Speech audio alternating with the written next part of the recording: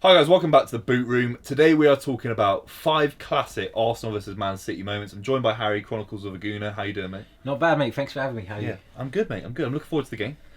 I'm not. No, well, actually, with recent form anyway, both sides are a bit shaky. But I think Arsenal City, historically speaking, whether before the investment or whatever, I always remember even the penalty incident where you tried to roll the penalty. Do you remember David James was in goal and all that?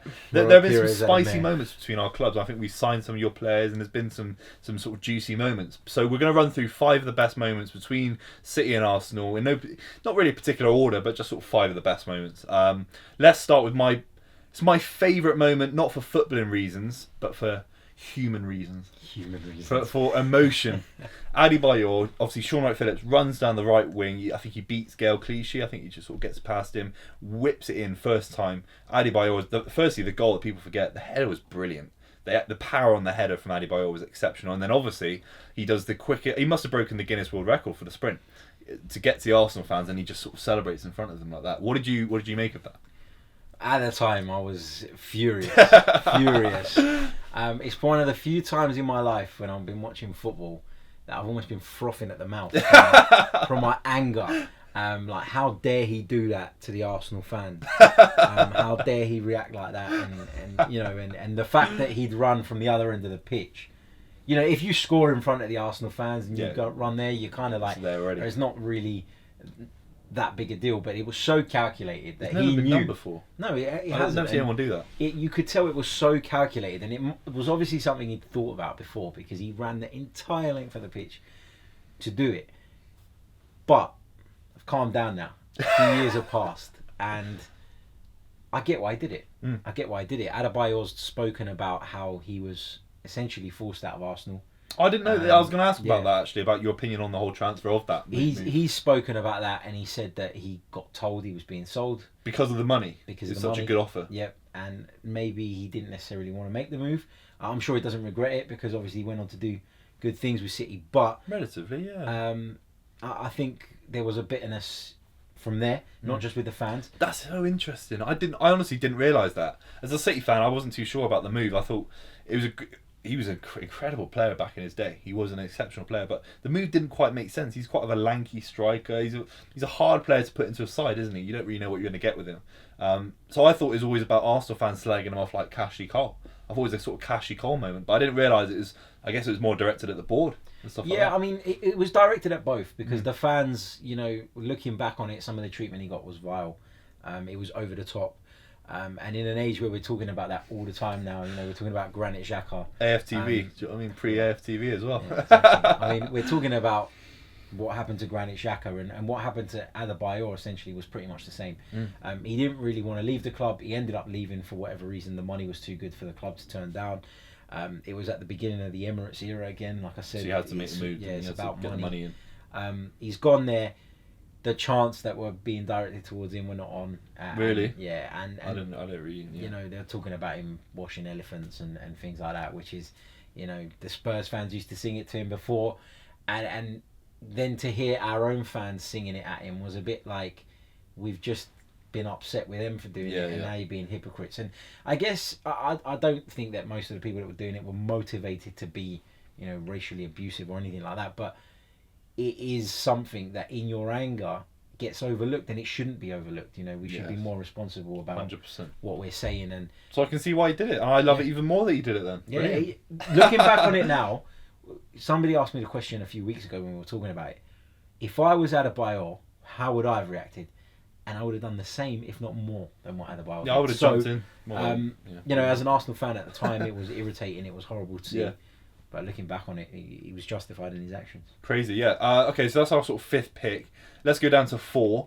Another City sort of positive result for City. Well, it's sort of back-to-back wins against Arsenal. Really important wins in the season where we were Centurions. I remember the pitch being covered in snow. I remember there being no fans there. Obviously, City fans get labelled as having no one at the Etihad. There was no one at the Emirates. It was a pretty tough game to get to because of the snow. I think it was February of 2018. We were in this sort of black kit. I always remember that kit. We always played really well there. Sane had an exceptional game, scored a great goal.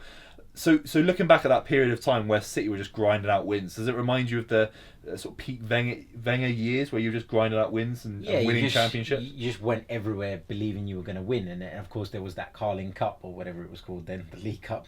They keep changing it. There was that final was then as well, wasn't it? Yeah. Of course, yeah. The Aguero finish. Yeah. Pep's first trophy. Yeah. And that was, Arsenal fans were disheartened by that, and of course then we had the game just immediately after. Exactly. That was exactly it. Yeah.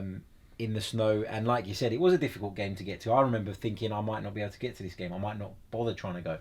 And then I got a call from my brother, and he was like, "Come on, let's go." So we went in the end, but we got there. There was nobody there. The atmosphere was dead, and it was almost one of the few times ever that I've seen Arsenal just concede that they're going to get beaten by a better team and just take it and just not bother turning up as a result of Wenger looked very distraught. He looked like it was the end of his time. It obviously basically was that season. But those two wins, I think the League Cup win as well, I think by the way, that was Aguero's first ever goal in a final for City, which is quite interesting because Henry gets labelled as not being a bit of a bottle in finals. Well, obviously, he bottled the Champions League final for Arsenal, but yeah, those games against Arsenal in that season are my fourth point because they were so important for also sort of just a stake and a claim of like we're just going to brush aside Arsenal away from home. Let's move on to the third point because it's basically the same result for Pep, but against Unai Emery. It was Unai Emery's first game. What did you make of, firstly, the fact that it was such a crazy moment, 22 years of Wenger, and then Unai Emery's first game against Man City? Like, what did you make of that sort of mini period of time? It was hard because, we all kind of wanted Arsene Wenger to go by the time he eventually did, and there was a lot of optimism going into the new season.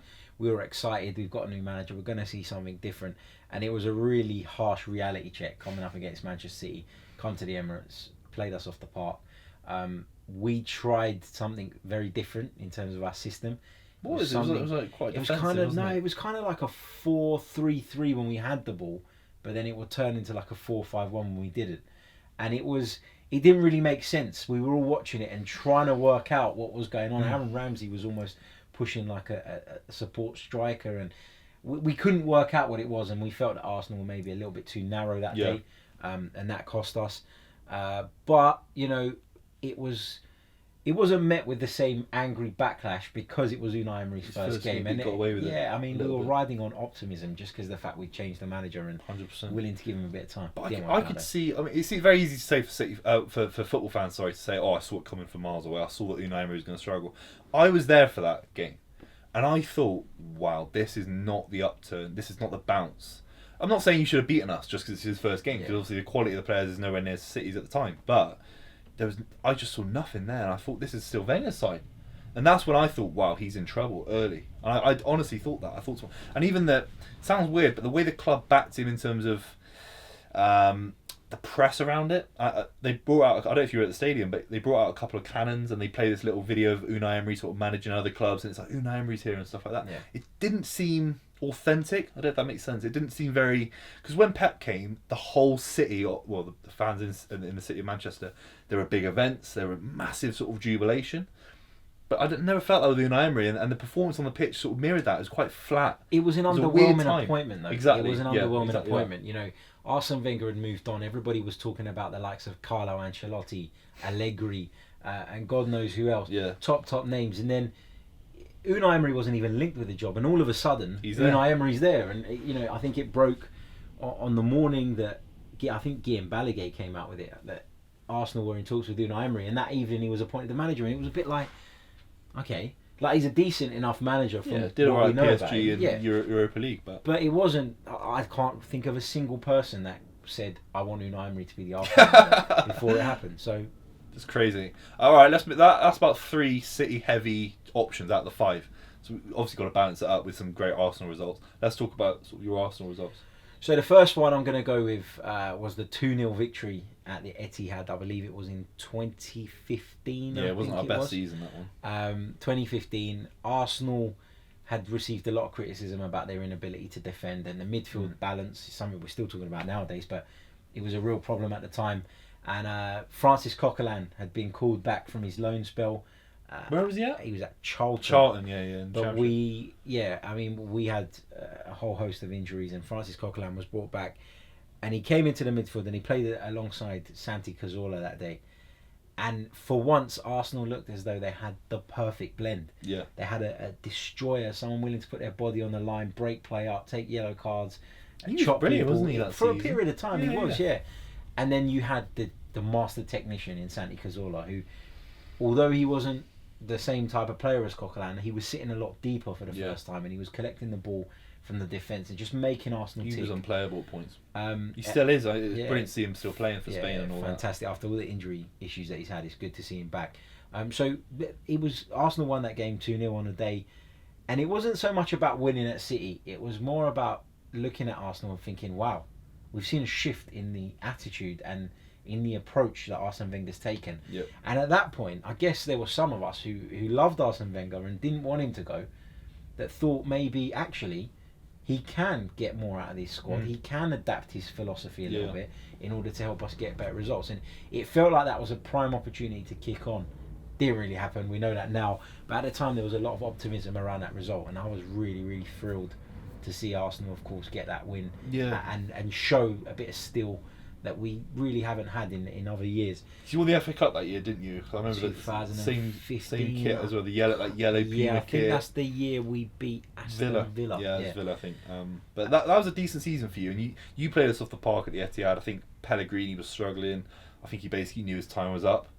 He had one more season after that, but it was a tough. Any time we have that kit, I look at us in that kit. It was an awful kit, like it's dark Nike kit. Yeah, we were just shocking. All right, and then final moment for you. I think I know what it's going to be. I was there for it, and it was an awful performance from us. But The semi-final, the FA Cup yeah, semi-final. 100%. Arsenal went on to win the trophy that year. Man City in the semi, Chelsea in the final. Didn't really get harder than that. As Antonio Conte's title winning Chelsea as well. Yeah. We were definitely not the favourites going into either of those games, and Arsenal just hung in there and really, You dug deep. and Alexis Sanchez in extra time, and just goes to show what a key player he was for the club as well, and it really hurt us when he left as well. But going into a game when you're not the favourites, and let's be honest, over the last few years that's kind of become the norm with Arsenal and the rest of the big six. Yeah. But prior to that wasn't the case, and so as Arsenal fans, it's been a real struggle to get used to that notion that we go into those games and As we're not underdogs. necessarily as 100%. underdogs. It's a different mindset. I remember that game. I wasn't there because I was on my stag do. Oh, nice, mate. Wow. Yeah, so Not a bad result for you My then. best man had an absolute nightmare in organising that. Oh, on right. the I thought he was weekend. a Spurs fan, so No, he didn't want to see you he win. messed it right up. And I remember strolling around Prague trying to find a bar to watch it in, and I remember half my friends got bored because they're not that much into football, and they just left, and there was a few left at the end. And But then jumping you up saw and that down. great result. Great moment, Yeah. great result, and the fact that we won the trophy at the end of it obviously caps that all off. Class. All right, let's talk very quickly about the game. How do you think it's going to go on the weekend? It's a difficult one to call because I think both sides have got problems of their own at the moment. I don't necessarily think that City's problems are as deep as Arsenal's, and I don't think that that has as much of an impact on them as it does on us. The recent couple of months, but I see Arsenal getting at City in terms of going forward. I think we can hurt you. I think we will score, and I think we'll give Fernandinho and whoever partners him at centre half a tough time. But I think we'll concede as well. I think we'll definitely. Well, both of us will concede every day of the week. If I had to stick my neck on the line, I'll go with a score draw. You love that, don't you? Love sitting on the fence. Brilliant. I think it'll be a high scoring game, like a 3-1 to City.